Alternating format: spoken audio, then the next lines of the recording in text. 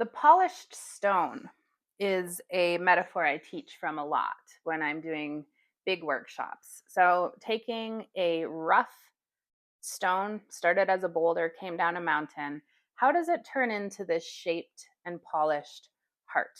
Well, it takes a process, it takes a system, it takes time, it has to be extracted.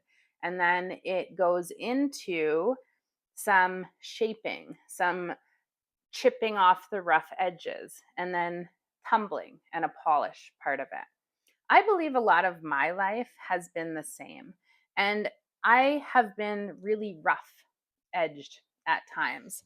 I have been something that didn't magnetize or connect to what's for me.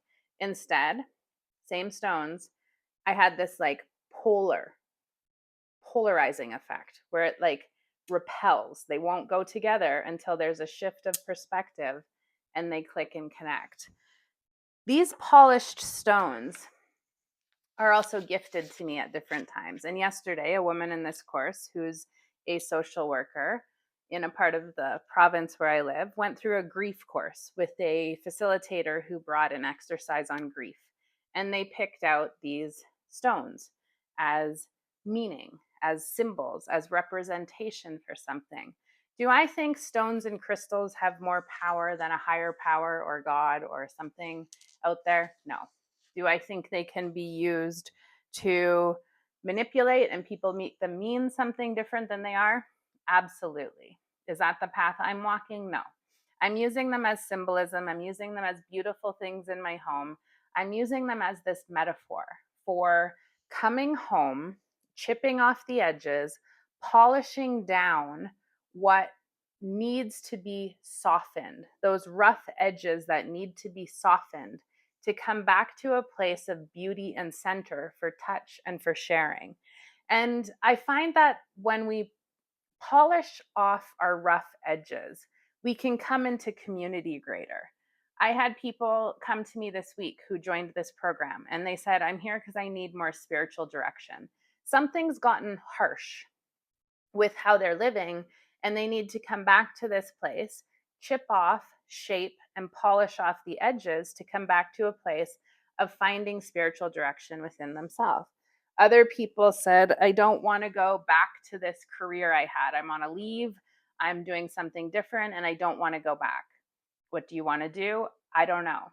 So they're on this bridge between here and there.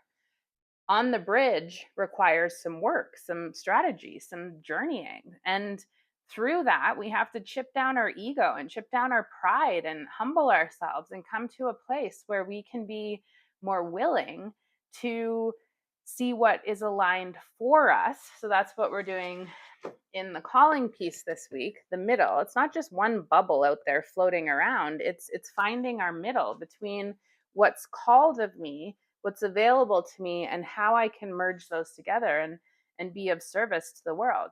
And other people are ready to leave what they're doing and go into their own career. They want to start their own business and they're trying to figure out, what is that messaging I'm going to carry with that? What am I going to sell? How am I going to consistently sell?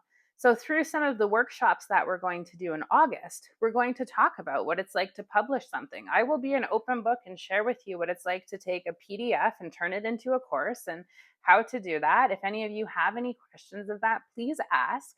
But this is about polishing off some of those rough edges and getting to a place where we can sit in calmness and pray and meditate and journal and reflect through what we're chipping off. And that helps us come back to a place that we know is where we need to be. We just didn't know how to get there. That's the work we're doing in the nest. And I hope you keep joining us as these different modules drop and we explore this and that, and we explore values and visions, and we explore that knowings are in you. Those are what we've done in the first few modules, and really reflect on what edges of mine need to be polished off.